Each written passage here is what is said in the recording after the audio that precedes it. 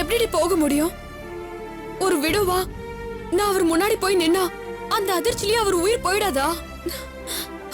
நான் என் ஹஸ்பண்டோட சேர்ந்து சந்தோஷமா குடும்பம் நடத்திட்டு இருக்கிறத அப்பா நினைச்சிட்டு இருக்காரு. அதான் உயிரை விடுற வரைக்கும் அவர் அப்படியே நினைச்சுக்கிட்டோன்னு நான் முடிவு பண்ணிட்டேன். தப்புடி.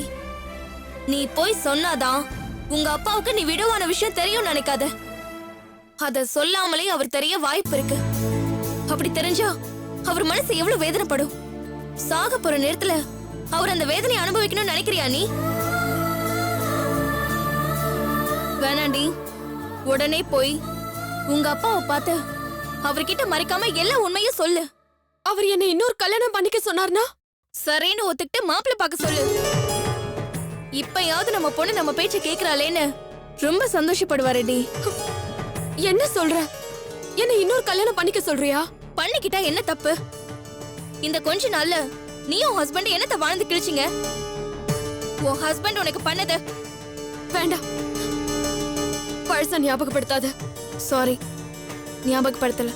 பட் கடவுள் இப்ப உனக்கு ஒரு நல்ல வழியை காமிச்சிருக்காரு. உங்க அப்பாவை போய் பாரு. இனியாவது அவர் சொல்றபடி கேட்டு உன் லைஃப நல்லபடி அமைச்சுக்கோ.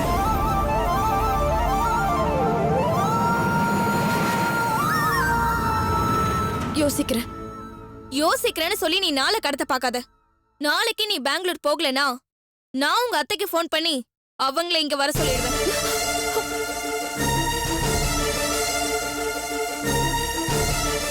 சரி, அன்னைக்கு நான் போன் பண்ணப்போ ரோட்ல ஆக்சிடென்ட் ஆன யாரையோ காப்பாத்தி ஹாஸ்பிட்டல் அட்மிட் பண்ணி பக்கத்துல இருந்து கவனிச்சுக்கிறேன்னு சொன்னியே. நீ எந்த அளவுக்கு அஃபெக்ட் ஆயிருக்கும் போது எதுக்கு தேவையில்லாத வேலையெல்லாம் பாத்துட்டு இருக்க? என்னடி அதுக்காக பயங்கரமா பிளட் லாஸ் ஆகி உயிருக்கு போராடிட்டு இருக்க மனுஷனை பார்த்துட்டு கண்டுக்காம போக முடியுமா? இன்னைக்குதான் அவர் கண்ணு முழிச்சாரு. 2 நாள் கழிச்சு டாக்டர் அவரை டிஸ்சார்ஜ் பண்ணிடுறேன்னு சொல்லிருக்காரு. சரி சரி, அத காரணமா சொல்லி இன்னும் 2 நாள் இங்கே இருக்கலாம்னு நினைச்சிட்டு இருக்காத. நான் வேணா டிஸ்சார்ஜ் ஆகுற வரைக்கும் அவரை பாத்துக்கிறேன். நீ நாளைக்கே பெங்களூர் கிளம்பு. சரி, சாப்பிட்டியா இல்லையா? சாப்பிட பிடிக்கல. கொன்னுடுவேன். வா, ரெஸ்டாரண்ட் போலாம். வேணாம். அதெல்லாம் முடியாது. நீ சாப்பிடாம தூங்குறதுக்கு நான் அலோ பண்ணவே மாட்டேன். வா போலாம். வா. ஒரு நிமிஷம். பர்ஸ்.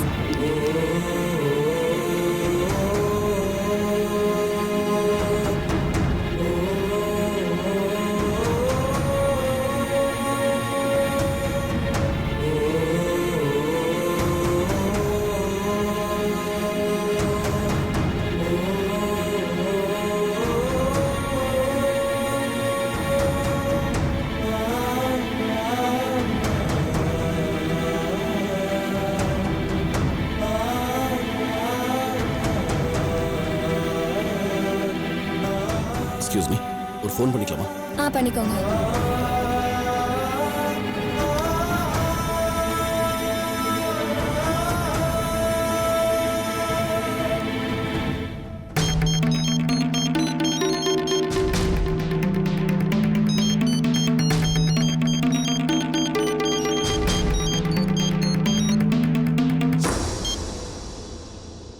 ஹலோ, யார் பேசுறதுங்க?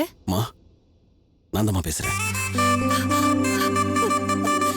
விஸ்வா, எப்படி பாருக்க? நல்லா இருக்கியா? இவ்வளவு நாளா எங்களை எல்லாம் எப்படி பிரிஞ்சிருந்த? உன் குரலை கேட்டதுமே என் உடம்புல புது ரத்தம் பாயிற மாதிரி இருக்குப்பா. என் உடம்பே சிலுத்து போச்சுப்பா. விஸ்வா, அத்தை, விஸ்வம் மாமா போனை கொடுங்க, நான் பேசுறேன். நீ அப்புறமா பேசிக்க. முதல்ல போய் நந்தினி கூட்டிட்டு வா. அத்தை, அக்கா கடைக்கு போயிட்டு வரேன்னு சொல்லிட்டு போயிருக்காங்க. போனை கொடுங்க, நான் பேசுறேன். இல்லம்மா, அவ வரலான்னு எட்டி பாரு. வந்தான போய் கூட்டிட்டு வா. போ போ போ போ. விஸ்வா, இத பாரு, நீ இல்லாம நந்தினி படுற பாடு கொஞ்சம் நஞ்சம் இல்லப்பா.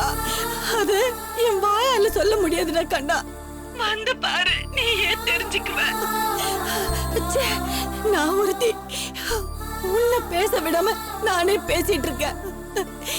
கண்ணா, நீ இப்ப எங்கடா இருக்க? நீ எப்படா முதல்ல நம்ம வீட்டுக்கு வருவ? மா, விஸ்வா இருக்காரா?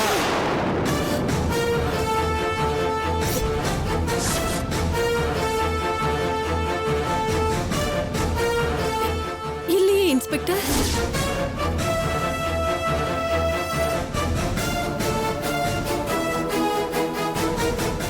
வீட்ல இருந்து போய் எவ்வளவு நேரம் ஆகுது?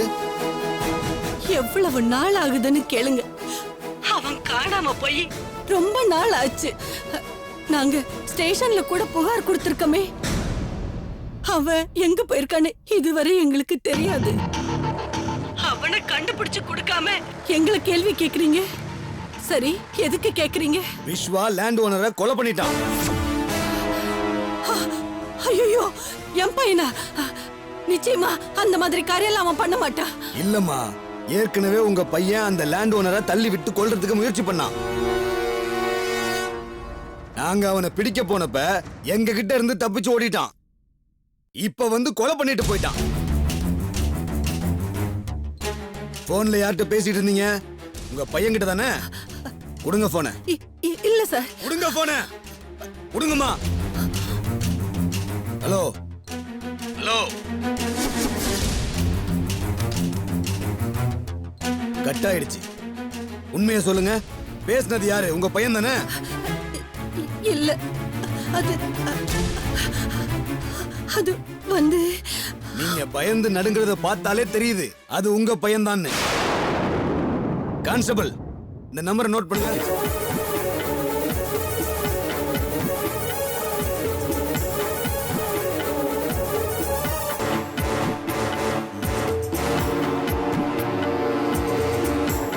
கான்ஸ்டபிள், நம்பர் நோட் பண்ணிட்டீங்களா? பண்ணேன் சார். இங்க பாருங்கம்மா, மறுபடியும் உங்க பையன் ஃபோன் பண்ணாலோ இல்ல நேர்ல வந்தாலோ உடனடியா எங்களுக்கு இன்ஃபர்மேஷன் கொடுக்கணும். இல்லன்னா உங்க பையன் கொலை பண்ணதுக்கு உடந்தையா இருந்ததா சொல்லி உங்களை அரெஸ்ட் பண்ணி கூட்டிட்டு போய் ஜெயில தள்ளிடுவேன். உடனே இந்த நம்பரை ட்ரேஸ் பண்ணி ஓகே சார். எங்க இருந்து பேசினான்னு கண்டுபிடிக்கணும். சரிங்க சார். வாங்க போலாம். போனை கொடுங்க. இந்தாங்கம்மா. Be careful.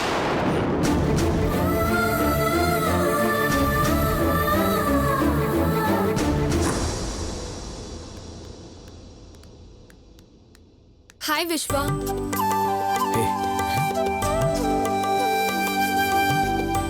பரவாயில்லையே, கண்ணு முழிச்ச ஒரே நாள்ல பெட்ல இருந்து எழுந்துச்சு நிக்க ஆரம்பிச்சிட்டீங்க.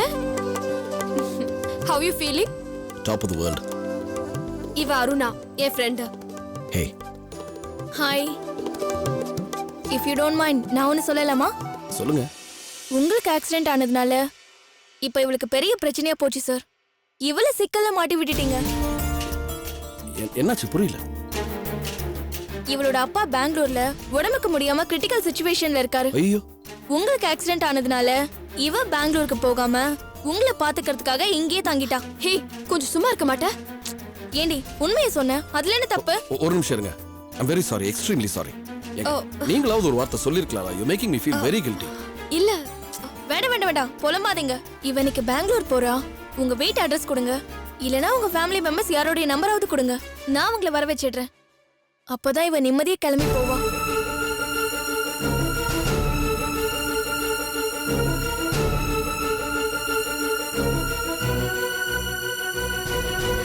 இதுக்கு எதுக்கு சார் இவ்ளோ யோசிக்கிறீங்க?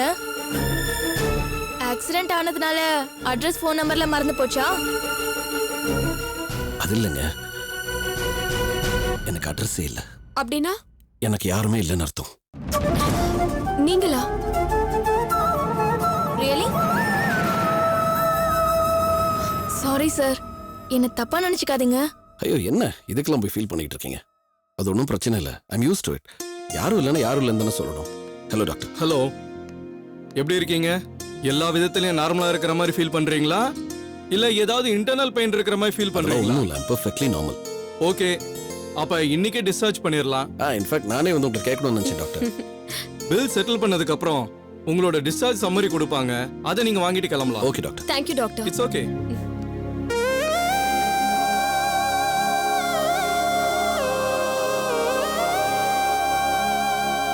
அகிலா, ஒரு நிமிஷம் வா, உன்கிட்ட கொஞ்சம் பேசணும். Excuse me. Please. Thank you sir.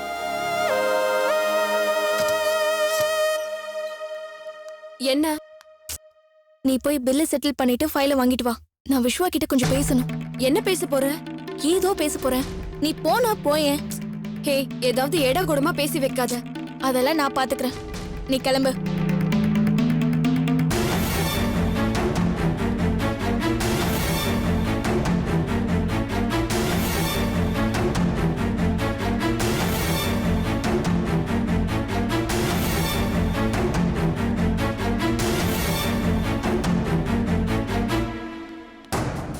வணக்கம் ஐயா.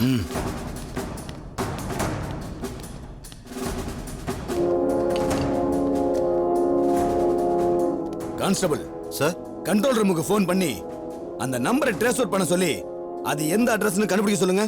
Okay sir.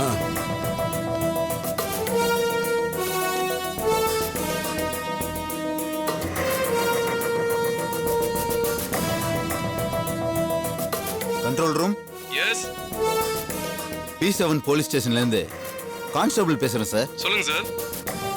Gandhi Nagar land owner கொலை வழக்கு சம்பந்தமா ஒரு ஃபோன் நம்பர் கிடைச்சிருக்கு சார். அதை ட்ரேஸ் அவுட் பண்ணி அட்ரஸ் என்னன்னு கண்டுபிடிக்கணும். Okay sir.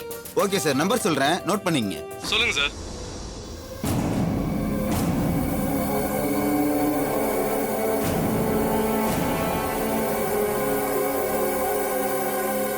வணக்கம் சார். அந்த விஸ்வாவை தேடி அவன் வீட்டுக்கு போனப்ப விஸ்வா ஒரு அன்னோன் நம்பர்ல இருந்து அவங்க அம்மாவுக்கு ஃபோன் பண்ணி பேசிக்கிட்டு இருந்தான். போனை நான் வாங்கி பேசினதும் உடனே கட் பண்ணிட்டான் சார். அந்த நம்பரை கலெக்ட் பண்ணி ட்ரேஸ் அவுட் பண்ணிட்டீங்களா? எந்த இடம்? கான்ஸ்டபிள் இப்பதான் கண்ட்ரோல் ரூமுக்கு பேசிக்கிட்டு இருக்காப்ல. அட்ரஸ் கிடைச்சதும் அங்க கிளம்பிடுவோம் சார். எப்படியும் இன்னைக்கு ஈவினிங்குள்ள அவனை அரெஸ்ட் பண்ணிடுவோம் சார். லேண்ட் ஓனரை விஸ்வா தான் கொலை பண்ணாங்கிறதுக்கு ஆதாரம் கிடைச்சிருக்கா? நேத்து நைட்டு விஸ்வா கொலை பண்ணிட்டு தப்பிச்சு ஓடுனப்ப 2 பேர் கண்ணால பாத்துருக்காங்க சார். அவங்க கிட்ட விசாரிச்சிட்டேன். எப்ப கூப்பிட்டாலும் வந்து சாட்சி சொல்றேன்னு சொல்லிருக்காங்க சார். ஓகே, விஸ்வா மறைஞ்சிருக்கிற இடத்தை ட்ரேஸ் அவுட் பண்ணி குயிக்கா கண்டுபிடிங்க. Okay sir. சார் அது விடி ஹாஸ்பிட்டல் ஃபோன் நம்பர் சார். ஹாஸ்பிட்டலா? அங்கிருந்து தான் பேசியிருக்காங்க. அப்படியா? சரி வாங்க போலாம். கான்ஸ்டபிள் எல்லாம் கிளம்புங்க. Yes sir. வாங்க, இன்னைக்கு பிடிச்சாகணும்.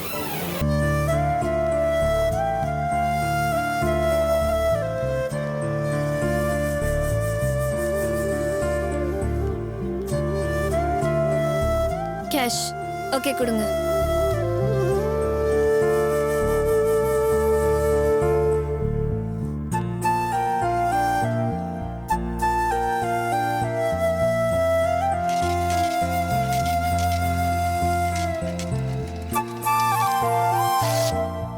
இது ஆப்போசிட்ல கொடுத்து டிஸ்சார்ஜ் சம்மரி வாங்கிக்கோங்க. தேங்க்யூ சார், வாங்க நான் உங்ககிட்ட ஒன்று கேட்கலாமா? கேளுங்க, தெரிஞ்சா சொல்றேன். எனக்கு யாரும் இல்லைன்னு சொன்னீங்களே, யாரும் இல்லைன்னா எப்படி? யாரும் இல்லைன்னா எப்படின்னா அப்படித்தான் எல்லாரும் சொல்ற மாதிரி தான். எனக்குன்னு சொந்தம்னு சொல்லிக்கிறதுக்கோ அஃபெக்ஷன் காட்டுறதுக்கோ யாரும் இல்லைன்னா அப்படிதான் சொல்லுவாங்க. என்ன புதுசா கேக்குறீங்க? அப்படி இல்ல, சின்ன வயசுல அப்பா அம்மா இருந்து ஒரு ஸ்டேஜ்ல ஏதாவது ஒரு காரணத்தினால அவங்க இல்லாம போய் அதுக்கப்புறமா ஆதரவு இல்லாம போறது ஒரு ரகம். சின்ன வயசுலயே அப்பா அம்மா யாருன்னு தெரியாம ஆதரவற்றோர் இல்லத்துல தங்கி படிச்சு வளர்றது இன்னொரு ரகம்.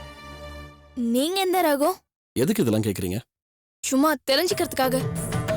சும்மா தெரிஞ்சுக்கிறதுக்காக நான் பாக்குறவங்க கிட்ட எல்லாம் என் லைஃபை பத்தி எடுத்து சொல்லிட்டு இருக்க முடியாது. நான் தான் சொன்னனே, எனக்குன்னு யாரும் இல்லைன்னா யாரும் இல்லை. That's it. என்ன வேணும் உங்களுக்கு? பயங்கரமான ஆளுங்க நீங்க. உயிருக்கு போராடிட்டு இருக்க அப்பாவை பார்க்க போவாம முன்ன பின்ன தெரியாத உங்க உயிரை காப்பாத்துறதுக்காக உங்களை தூக்கிட்டு வந்து ஹாஸ்பிட்டல்ல சேர்த்து ரத்தமும் கொடுத்து உங்களை காப்பாத்திருக்கா என் ஃப்ரெண்டு. ஆனா நாங்க கேட்டா நீங்க யாருங்கிற உண்மையை கூட சொல்ல மாட்டீங்க. நல்லா இருக்கு சார் உங்க பாலிசி. இதுதான் நீங்க எங்களுக்கு செய்யற நன்றி கடனா? நன்றி என்னங்க, என்னென்னமோ பேசுறீங்க? ஃபர்ஸ்ட் ஆஃப் ஆல் நீங்க கேட்கறதுக்கும் அகிலா எனக்கு ஹெல்ப் பண்ணதுக்கும் என்ன சம்பந்தம்னு எனக்கு புரியலையே. இது பாருங்க, நீங்க எதை மனசுல வச்சு இதெல்லாம் கேட்கறீங்கன்னு எனக்கு தெரியல. எதுவா வேணா இருக்கட்டும், அகிலா எனக்கு ஹெல்ப் பண்ணிருக்காங்க. அதுக்கு நான் உங்களுக்கு திரும்ப என்ன வேணாலும் செய்யலாம். என்ன செஞ்சாலுமே இட் ஒன்ட் சஃபர்ஸ். என்கிட்ட என் உயிர் இருக்கு, அதை கொடுக்கலாம். ஏன்னா அவங்க என் உயிரை காப்பாத்திருக்காங்க. That's all there is to it. நீங்க எதுக்கு இதெல்லாம் கேட்கறீங்கன்னு எனக்கு சத்தியமா புரியல.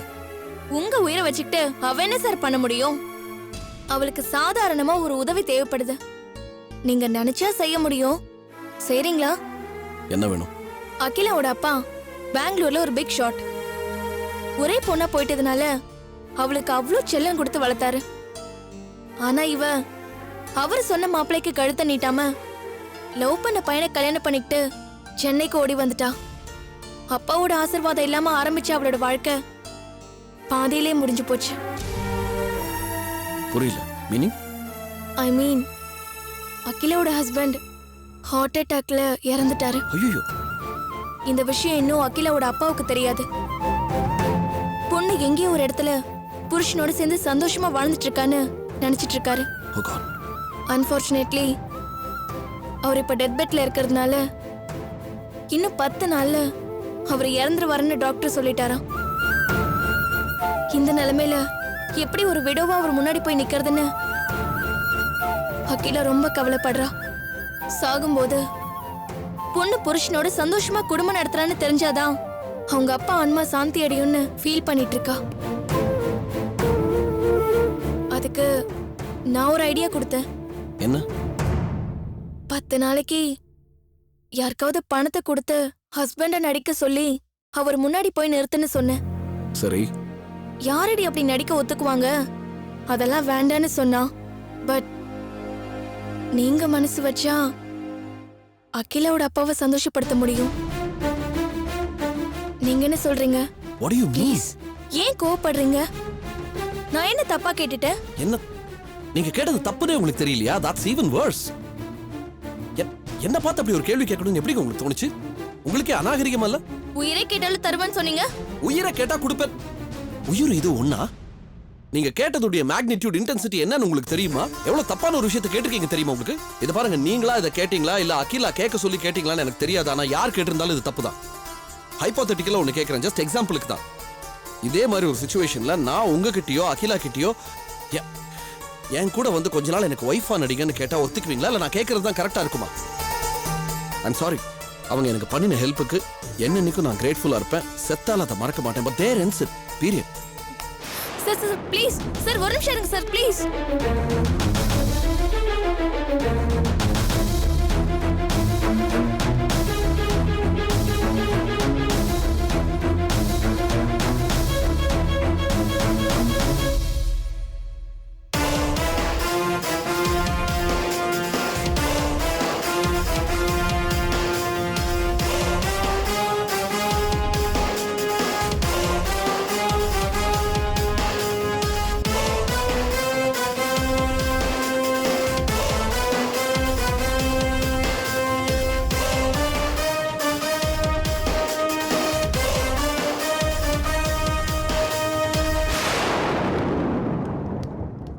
எக்ஸ்கியூஸ் மீ, இங்க விஸ்வான்னு யாராவது அட்மிட் ஆயிருக்காங்களா? ஒரு நிமிஷம் சார், பார்த்து சொல்றேன்.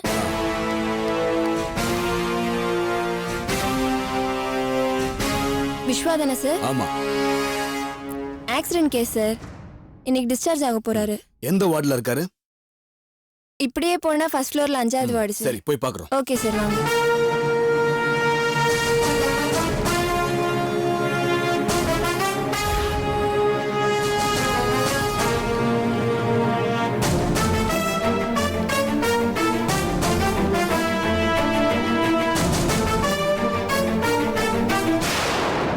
சார், என்னையா? அவன் தான் சார் விஸ்வா. விஸ்வா நில்லு, ஓடாத. தப்பு பண்ற விஸ்வா.